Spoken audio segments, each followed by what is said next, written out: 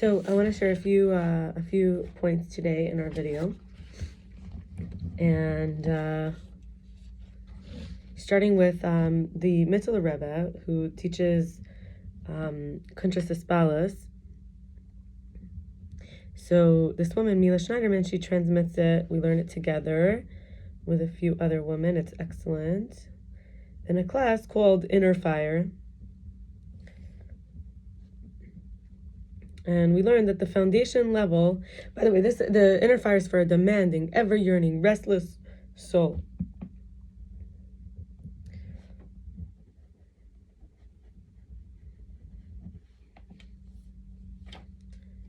And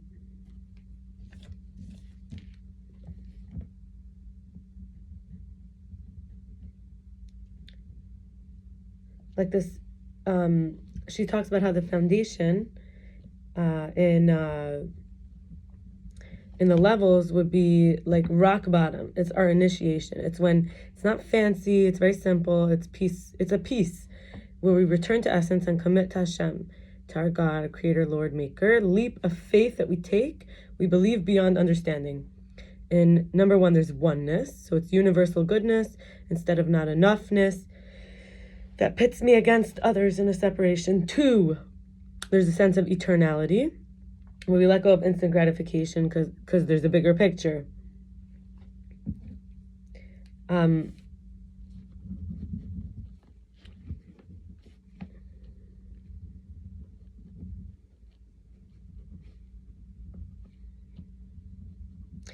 then there's the third, which is purpose, self-respect. And this is Hashem's worth working for. Hashem is worth prioritizing. What else is more worthy? So this is why we do it sometimes, because we want that oneness, we want that eternality, and we want that purpose, the self-respect. So I went to a meeting. It's a 12-step meeting. And it's my first 12-step meeting in that program. And it's about a substance like consumption. How do I say it? No, it's about energy that we're taking in.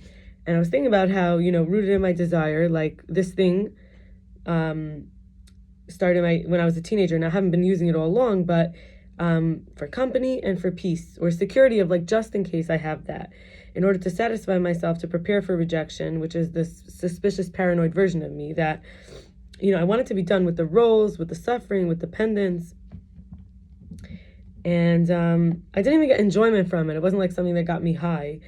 Like, it gave me weird stomach feelings. It made me feel like an other. Like, I judged myself like a loser, like an addict, isolated to do the behavior that made me feel isolated. And I felt like my community or the people that I'm around are against it. So it was like, or not against, they're like not pro this.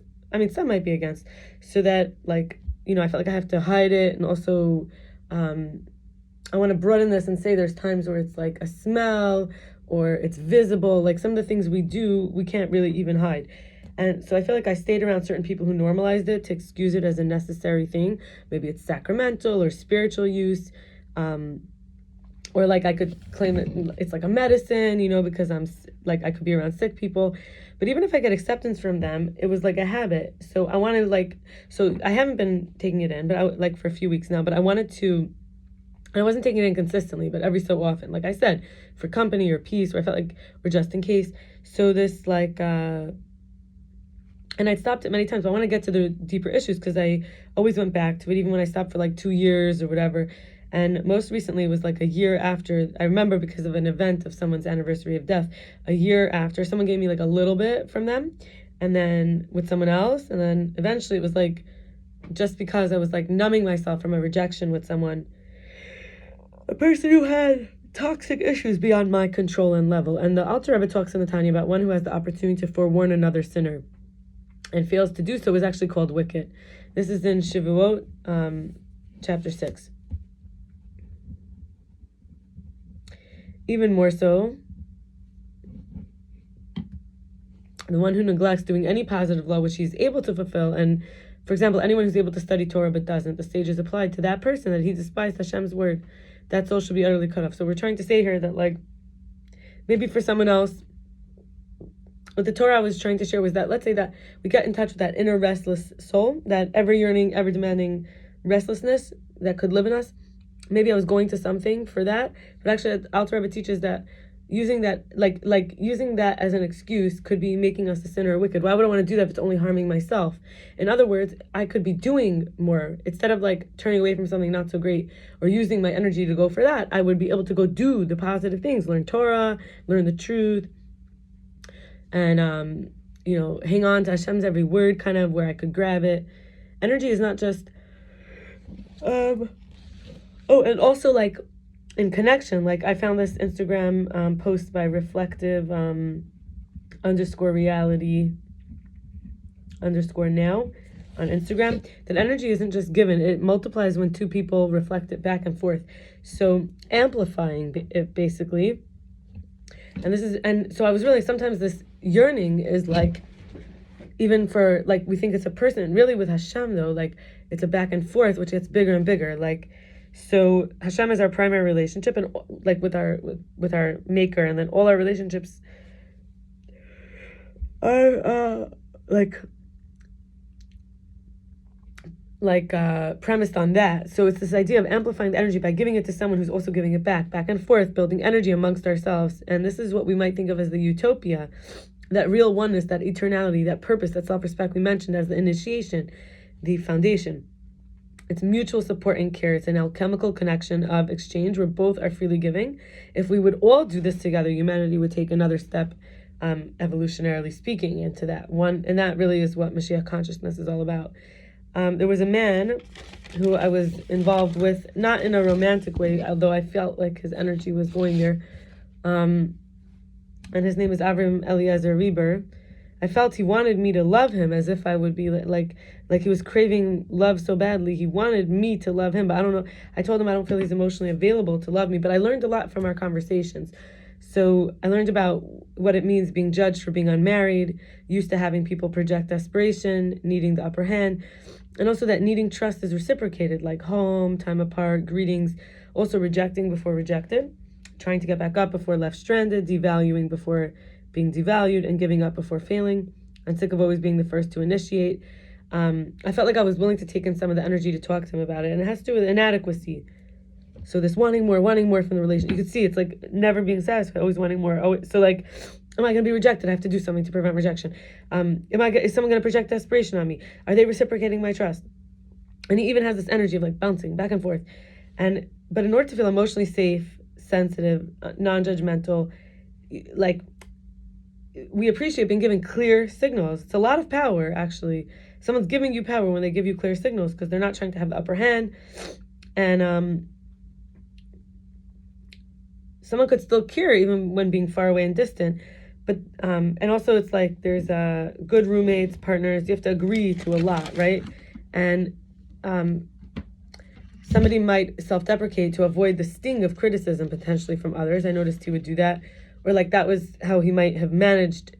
But there is also like people who are like this have a special chen, which is like favor, grace, a good humor, lovable hadras panim, which is like a face that people feel pleased to greet. They have a soft spot they touch in people, because there is a version of them that wants love so badly that they're willing to be what you find lovable. Doesn't mean that that's who they really are. But in terms of feeling lonely, so they keep certain parts of themselves private so as not to be a burden or contaminate anyone or make anyone else uncomfortable with their thoughts, their fears. But in this way, they actually are not being vulnerable enough to have intimacy.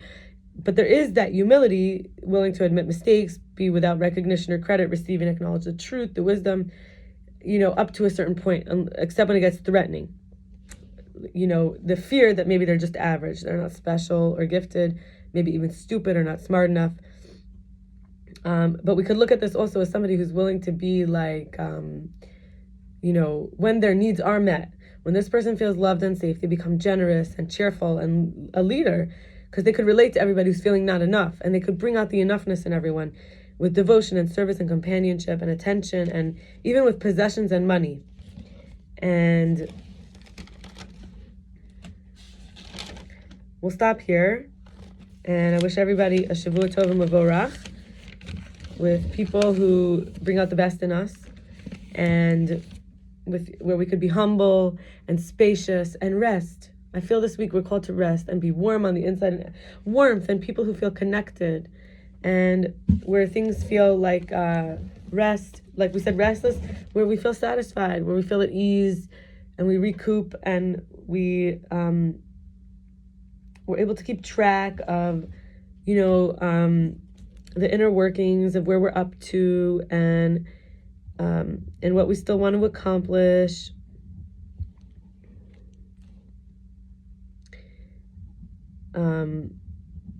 Without attachment to outcome, but really like measuring everything to Hashem's will.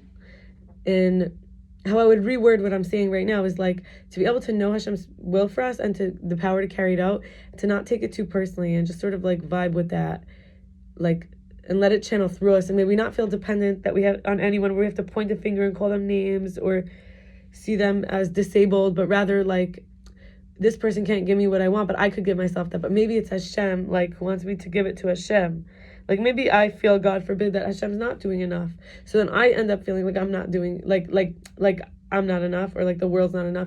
But if we remember everything Hashem does is enough, then we'll see coming back to us, everything's enough. So maybe we really do this inner work, and maybe also take deep breaths and calm down and meditate, like even now together for a moment.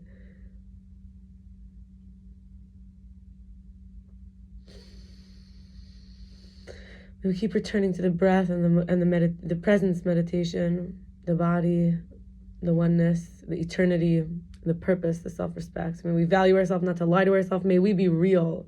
In this Olam Shakar, may we not be duplicitous. May we be real and consistent with integrity, and not let our fears sabotage us. We want to hide in a dungeon, but when we're so able to enjoy and give and receive love in the garden, may we give love back and forth to each other, amplifying the energy, create a utopia around us, our aura, in our magical lives. I know I have a magical life. I'm sure if everybody paid attention, they would see they also have a magical life.